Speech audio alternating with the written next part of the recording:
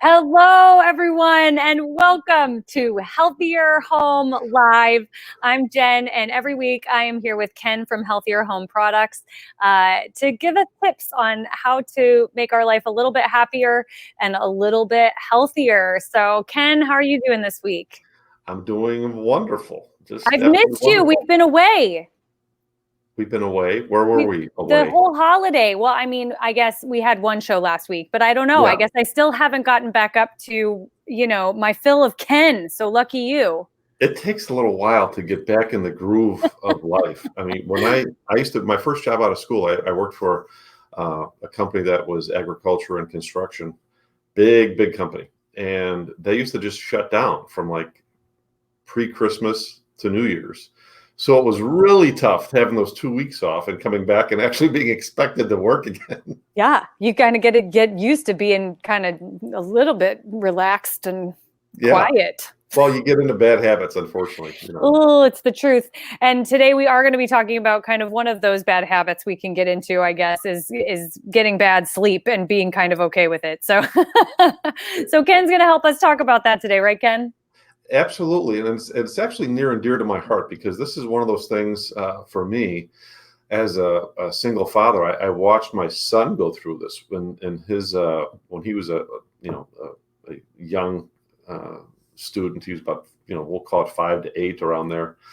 And he used to always wake up congested. And it took some detective work to figure out really what was going on. But the long and short of it, there's a lot of irritants that can be in your bedroom. I mean, he would wake up congested. And what was ultimately happening, when we're talking about these cleaning tips for better night's sleep, what are we actually talking about? Well, there could be dust, allergens, pet dander, a variety of things that can inflame your breathing passages. And just like we're seeing on there, these could be dust under your bed, which is very common because you can't see it doesn't mean Right. it's not getting in there. And it's actually worse under furnitures in bed. But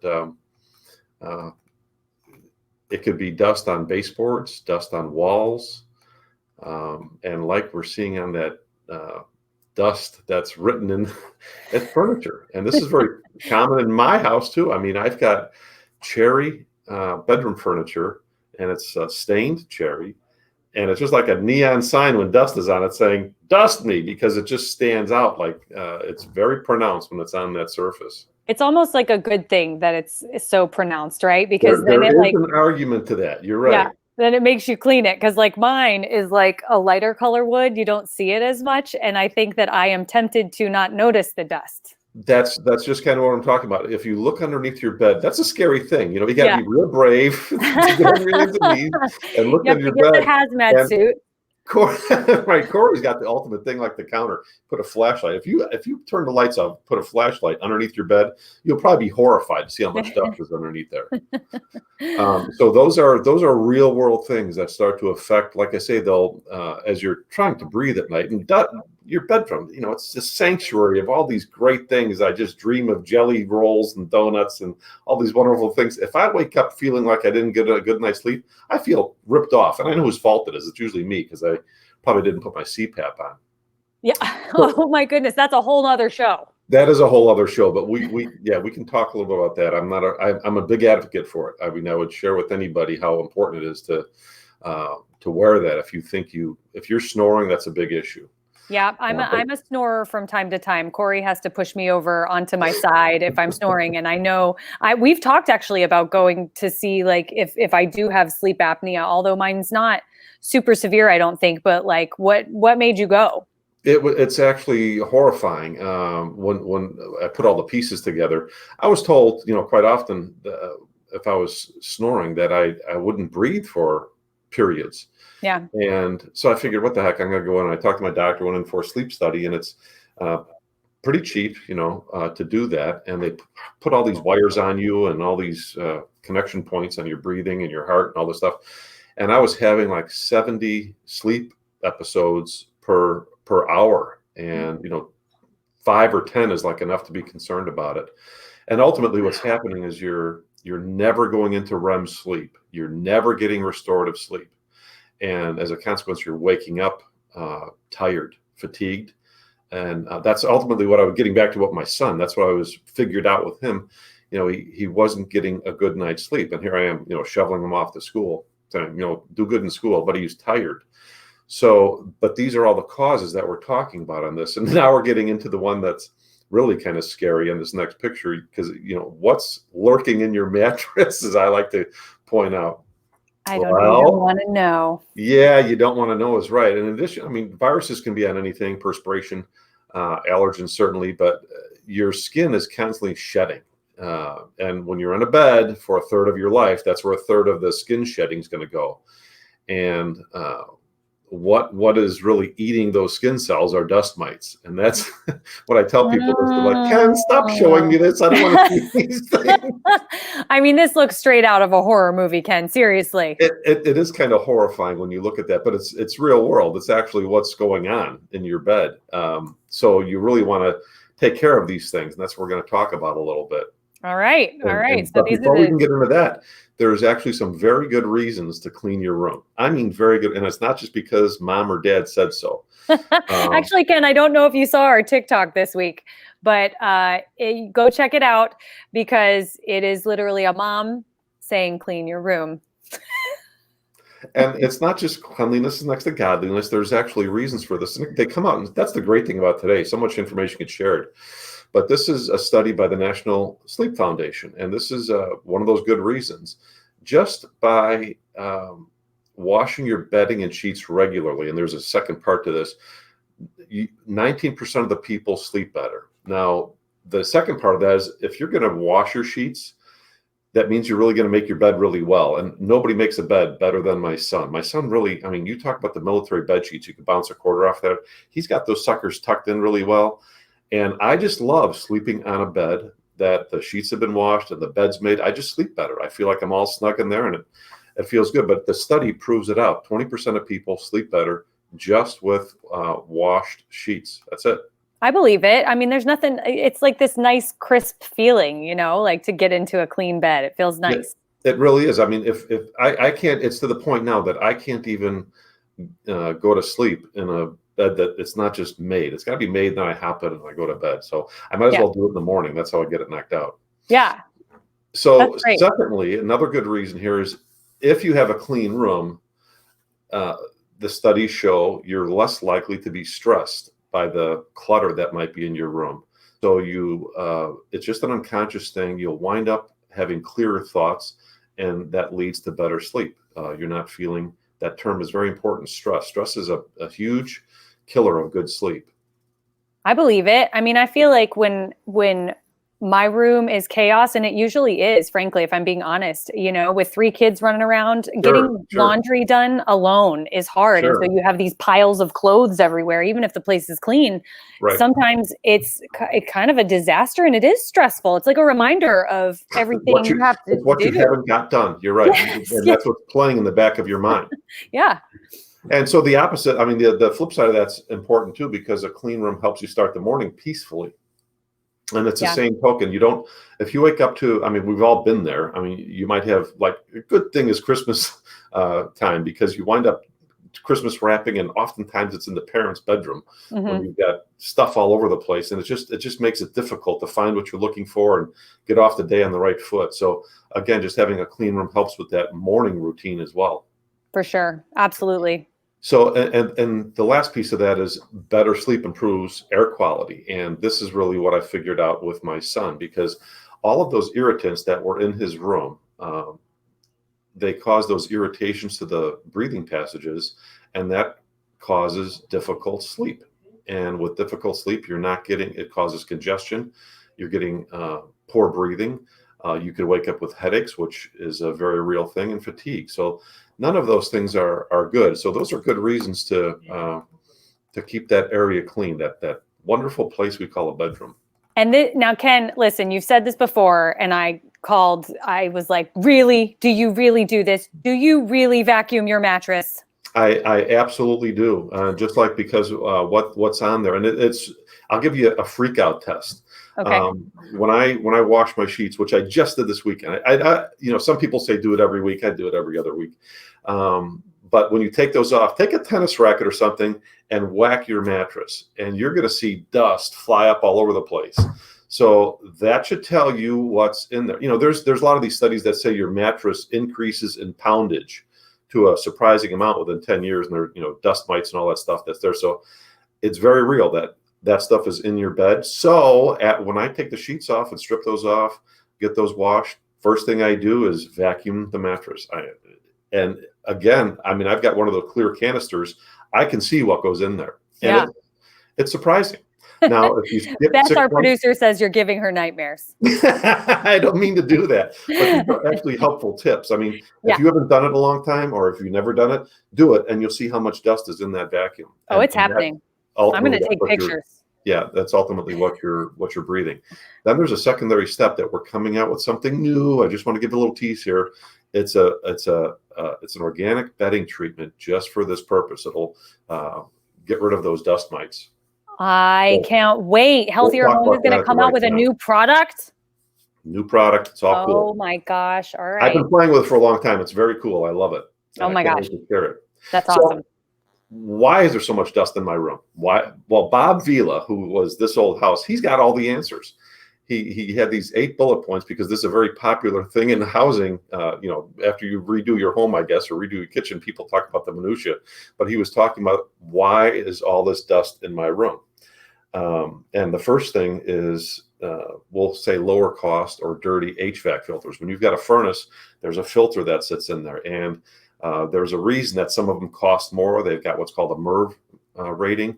They're more efficient. They trap more of the dirt. And if you've got a less expensive one, it's going to let more of that dirt through. So that starts to filter through your house. So that's one reason. And I actually did a little experiment. And if Bess can get us to this first picture. In your room, you've got return vents. You've got heat vents, and there we go. And we've got return vents. Return vents pull the air back to the furnace. Mm-hmm. I put one of these, it's a fibrous material. It's just a filter, and had double stick tape, and I put it on my air returns. And this was 3 months ago. That tells you how much dust and stuff was circulating from my room back to the furnace.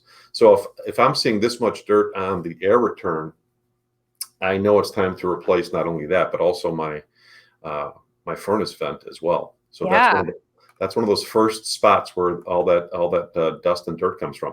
Second, carpets, very simple thing. Everybody comes into a room from the outside, pets and people, and you're getting particulate in the air to settle in the carpet. And that is a major contributor to dust. You can reduce that by, of course, vacuuming more and getting your guests and family members take their shoes off at the door. It's one of the best things you can do. Take your shoes off at the door. It would freak you out to know how much junk you pull in from the outside with dust, particulate, pesticides, all that stuff. I'm all over my family with that one. I yell at everybody who comes through my door and does not take their shoes off. Right. They get so mad at me, but I'm like, no, I am your mother. Take off your shoes. And it's better to hop in your slippers anyway, rather than walk around the house in shoes. That's what I think. So I find the joy in slippers right now. I got a really comfortable pair of slippers, and I really like wearing them. So next things that are very popular are upholsteries and draperies. My bedroom, I've got some blackout curtains, and it's shocking how much dust they will accumulate in a short amount of time.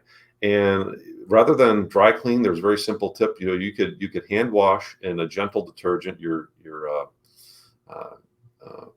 draperies, and just hang them over the shower rod until they stop dripping. Put them back up, and there'll be no wrinkles in them. Very simple way to do that every once in a while. So if you notice that's on there, there's another good source of dust and that can be collecting in your room. That's a great tip. I didn't even think about that. I can't remember a time I've ever washed these curtains. Yeah, so it's probably due. Yeah. Now here's something that I know is controversial. I know a fair amount of people on both sides of the spectrum that are pet owners. Some say absolutely not. I don't let my pet in my bed. Other people say yes, I do. And for the most part, if you talk to vets, they'll tell you that it's really not an issue of sickness, that your pet's bringing in germs or whatever, but it is pet dander. Mm-hmm. Pet dander is one of those things. Pets do shed quite a bit. And with hair and pet dander, If you don't like vacuuming, I got one word for you. It's called Roomba. Yes, yes. The Roomba is definitely a lifesaver for pet owners. I have heard that trick before. My buddy has got a Labrador, and they got a Roomba. He actually calls it Sparky, and he he kind of has a game with his dog with this thing. But anyway, the long and short of it is it does take care of the dust and dirt that can get on a floor if you don't feel like vacuuming. You got a solution there. Yeah, I love that. Okay, cool. So another couple quick ones here: leaky doors and windows. We talked about that. We had a special with Corey talking about some of this, that this has to get done. Of course, you can let in a lot of dirt and debris and dust. And we just had road construction by us over this last summer, and I can't even tell you what a constant struggle it was trying to keep up with all that wound up inside the house. It's phenomenal. So that's crazy. Another quick source. Now, a couple quick tips here too. If you're dusting, you got to make sure you're actually doing the right thing. The best thing you can actually do is use microfiber. Microfiber is built to collect the dust. It really does a great job of trapping it. So you're not just taking a hand cloth or something and wiping it down from a piece of furniture to the floor. You're actually removing it from the room when you use microfiber cloth. Got it. And you do use a spray with that when you're using it? Absolutely. Well, I mean, you could use it. I mean, I use our all-purpose cleaner because it can be used on any washable surface, but you can just moisten it if you'd like to. Make sure you pick it up. Right. Make sure you pick it up. Don't just move it around. And now Bobby Vila is in my corner here because he's saying dust collects on vertical surfaces too, and the best thing you can do is wipe down your walls once a month. Well, if you're going to do that, we kind of have a cool tool to help with that, Jen. You may have heard of it. What? 5-minute clean walls. I have heard of 5-minute clean walls. In fact, it's my favorite thing ever. I mean, this little guy, it's got a little thumb screw on here that you can set the angle. You can lock it into a fixed angle if you'd like to do things like baseboards. Yep. It's got an extendable pole, so you don't have to bend over. It makes it super easy. And we even came out with these giant blue noodles. They're called caterpillar noodles, and it makes it even easier. I think we got the next picture down. I hope we got it on there. Anyway, there's a picture of, there we go. There we go. Those blue giant noodles are great at getting into tight spaces. I think we didn't probably know that you call those noodles, that's the official term of those. Yeah, they call them caterpillar noodles, which is, I mean, they do kind of look like caterpillars, I guess. Oh my gosh. They do say you learn something new every day. I definitely didn't know that before, Ken. We're here to help. We're here to help. I love it. I love my Clean Walls tool. I love everything on the Healthier Home Products website, frankly. And are you going to tell us more about any of these products or this new one that you teased us about? Well, I mean, for limited time going on right now, we've got our Holiday Hearth wall cleaner, which is dwindling fast. We're set to come out with another scent soon. You'll just have to be on the lookout for that. It's going to have a winter theme to it. So I can't wait. That'll be coming its way soon. But yeah, you can always look. There's specials and new products always coming out on our website. Yes. And they're all designed to make cleaning faster, easier, and safer. We make powerful cleaners safer is what we do. So you can get great cleaning and clean using great products with impunity. You don't have to worry about your family or pets getting sick with what we've got. Yes, I love it. That's become your mission in life, and you do just such a great job at it. So thank you so much, Ken, for coming on and chatting with me about your tips today. Love it. I couldn't ask for a better forum and a better hostess. You are the hostess with the mostest. Keep it coming. No. Does Corey know how lucky he is? I don't know. You should you should remind him. No, Corey, you're a lucky man. Thank you. And for everybody at home, thanks for tuning in. If you're watching this on the replay, please make sure that you comment any questions you have for Ken. Ken is just an amazing business owner because he really truly cares about his customers and wants to answer all of your questions. He answers most of them personally. So make sure you ask any questions you have, and we'll see you guys back next week. Same time, same place. I'll see you then, Ken. Bye. Thanks, Jen. Bye, everybody.